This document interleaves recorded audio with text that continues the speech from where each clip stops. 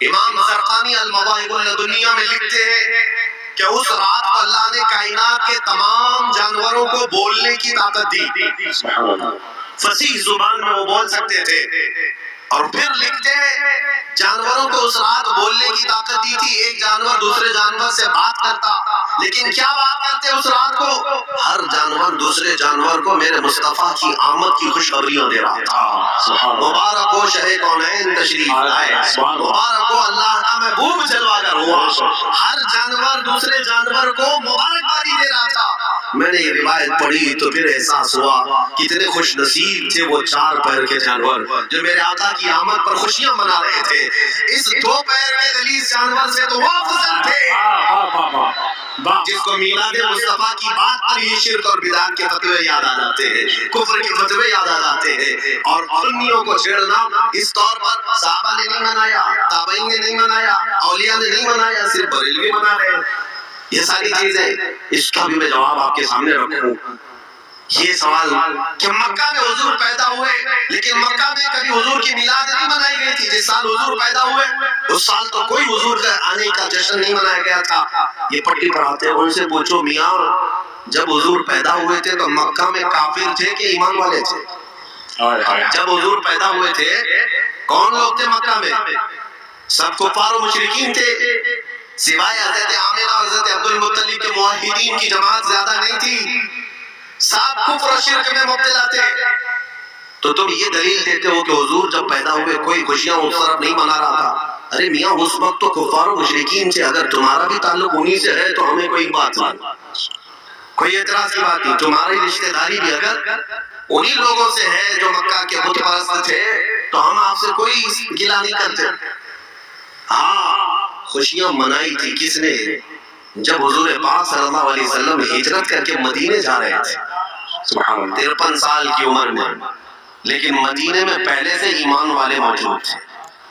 70 سے زیادہ صحابہ وہاں پر پہلے سے ایمان لائے ہوئے تھے. اب حضور جب ایمان والوں کے درمیان آ رہے تھے میرے عزیزوں، مدینے میں عام طور پر حضور داخل نہیں ہوئے. بخاری بھی پڑھ لو، مسلم بھی پڑھ لو، مسلسل 9 دن تک مدینے والے میرے آقا کی آمد کا انتظار کرتے رہے، ہر دن انتظار کرتے تھے. اور جب رسول پاک صلی اللہ علیہ وسلم مکہ مکرمہ سے ہجرت کر کے مدینے میں داخل ہونے لگے، آپ کی جھلک نظر آئی. مدینے والوں کی خوشیوں کا ٹھکانہ نہیں تھا.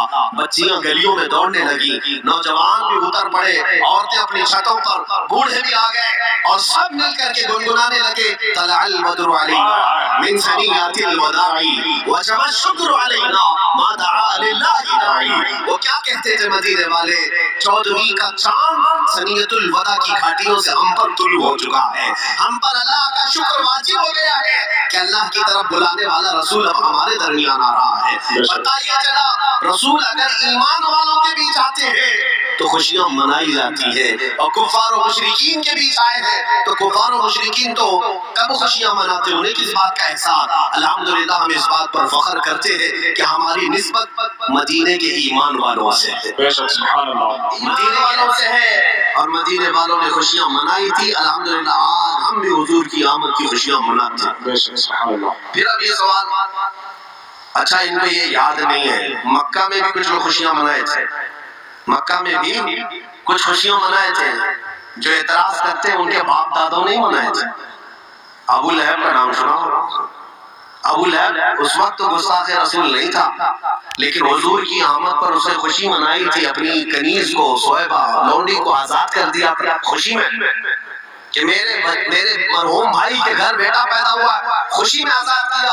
اور بخاری شریف کی حدیث ہے، حضرت عباس فرماتے ہیں، حضرت عباس کہتے ہیں میں نے خواب میں اپنے بھائی ابو لہب کو دیکھا مرنے کے بعد کفر پر مرا ہے. پوچھتے ہیں تیرے ساتھ کیا حال ہوتا ہے؟ اس نے کہا ہمیشہ آگ میں جلتا ہوں، لیکن ہر پیر کو میری ایک انگلی ٹھنڈی کر دی جاتی ہے، میں اس کو منہ میں رکھتا ہوں تو ٹھنڈک محسوس ہوتی ہے. پوچھا کیوں؟ کہا اس لیے کہ پیر کے دن جب محمد رسول اللہ پیدا ہوئے تھے اس انگلی کے اشارے سے میں اپنی کنیز کو آزاد کیا تھا.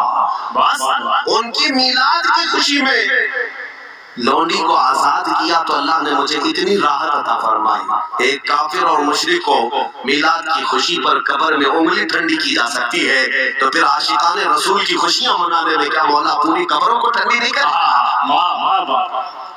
اسی لیے اعلیٰ حضرت کو پڑھو، اعلیٰ حضرت نے سچا پیغام دیا ہے، ظالموں سنو، حشر تک ڈالیں گے ہم پیدائش مولا کی دھوم، حشر تک ڈالیں گے ہم پیدائش مولا کی دھوم، مثل فارس نجد کے قلعے گراتے جائیں گے، خاک ہو جائیں عدو جل کر، مگر ہم تو رضا دم میں جب تک دم ہے ذکر ان کا سناتے جائیں گے۔ نعرہ تکبیر، نعرہ رسالت، حضرت علامہ سلمان حضری صاحب قبلہ مسلک اعلیٰ حضرت، نعرہ تکبیر، نعرہ رسالت۔ حالانکہ حدیثوں میں یہ بھی ملتا ہے کہ جب رسول پاک صلی اللہ تعالیٰ علیہ وسلم کی ولادت کی رات آئی، حضرت آمنہ خود فرماتی ہے کہ ایک بدلی چھائی اور میرے گھر کی طرف آنے لگی ایک ابر، اور پھر میں نے غور کیا تو اس بدلی میں، اس ابر میں گھوڑوں کے ہنہنانے کی آواز، اور اس کے بعد پھر میں نے کان توجہ کے ساتھ اس طرف لگائے تو سنا وہ فرشتوں کی جماعت تھی جو میرے گھر کی طرف آ رہی تھی،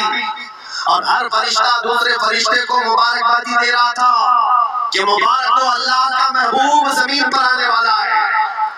یہ حضرت آمنہ فرما رہی ہے۔ اور جبرائیل امین کے بارے میں بھی روایت ملتی ہے کہ اس رات کو انہوں نے اپنے ہاتھ میں 3 جھنڈے اٹھائے تھے، ایک خانہ کعبہ کی چھت پر لگایا، ایک بیت المقدس پر، اور ایک حضرت بی بی آمنہ کے گھر پر۔ یہ خوشیاں نہیں منانا ہے تو اور کیا ہے؟ اس لیے میرے عزیزوں چھوڑو ان کی باتوں کو۔ بڑے مشہور شاعر ہیں، انہوں نے کہا تھا حاضر و ناظر و غیب و بشر کو چھوڑ، شکر کر کے وہ تیرے عیبوں کو چھپائے ہوئے ہیں۔ بوندا باندی بھی شروع ہو گئی ہے یہ میلاد کی رحمت سے، اور اس مجمع کے ان تمام لوگوں کا میرے عزیزوں میلاد کی شب منا رہے ہیں۔ اگر بارش آ جاتی ہے تو میں یہ سمجھتا ہوں ابھی امتحان کی گھڑی بھی آ گئی، امتحان کا وقت بھی آ گیا، اس لیے کہ بہت مرتبہ زندگی میں آندھیاں بھی آئیں گی، طوفان بھی آئیں گے، اگر تم میدان میں جمے رہ گئے تو پھر اللہ کی رحمت بھی اترے، ثابت قدم رہے۔ یہ بارشیں ہمیں سکھاتی ہیں۔ میں یہ نہیں کہتا کہ ہر آدمی کو بارش میں بھیگنے کی عادت ہونا چاہیے، لیکن یہ ضرور کہوں گا میلاد مصطفیٰ کی محفل ہو تو آگ بھی برسے تو جمے رہنا چاہیے۔ حضور کی محفل ہے، میرے آقا صلی اللہ علیہ وسلم کی محفل ہے، جمے رہنا چاہیے۔ اس لیے کہ امام مالک رحمۃ اللہ تعالیٰ علیہ کی بات میں آپ کو عرض کرتا ہوں، امام دار الہجرہ مدینے کے امام حدیث کا درس دے رہے تھے اپنے شاگردوں کے سامنے، اور حدیث پڑھاتے پڑھاتے اچانک آپ کا چہرہ پیلا پڑ گیا اور بدن کسمسانے لگے، تھوڑی دیر کے بعد پھر صحیح ہو کر بیٹھے، پھر تھوڑی دیر کے بعد چہرے پر زردی پیلا پن، پھر آپ نے بدن ادھر ادھر کیا، پھر پڑھانے لگے۔ 3 بار ایسا ہوا۔ جب حدیث مکمل کر لی تو جلدی سے اٹھتے اپنے حجرے میں اندر بھاگ کر چلے گئے۔ شاگردوں نے دیکھا کہ کچھ تو ہوا ہے، امام دوڑ کر کے پیچھے گئے۔ امام مالک نے اپنا جبہ اٹھایا تو دیکھا پیٹھ پر ایک بچھو ڈنک مار رہا تھا، بچھو ڈنک مار رہا تھا۔ بچھو کا ڈنک سانپ سے زیادہ خطرناک ہوتا ہے، آدمی درد میں تڑپتا ہے۔ امام مالک کو جب وہ بچھو نکالا گیا، شاگردوں نے کہا حضور یہ کب سے کاٹ رہا؟ کہا بہت دیر سے۔ کہا اٹھ کیوں نہیں گیا؟ کہا اس لیے کہ رسول اللہ کی حدیث پڑھا رہا تھا، میرے آقا صلی اللہ تعالیٰ علیہ وسلم کی بات کر رہا تھا۔ مجھے یہ زیب نہیں دیتا کہ حضور کی حدیث کے درمیان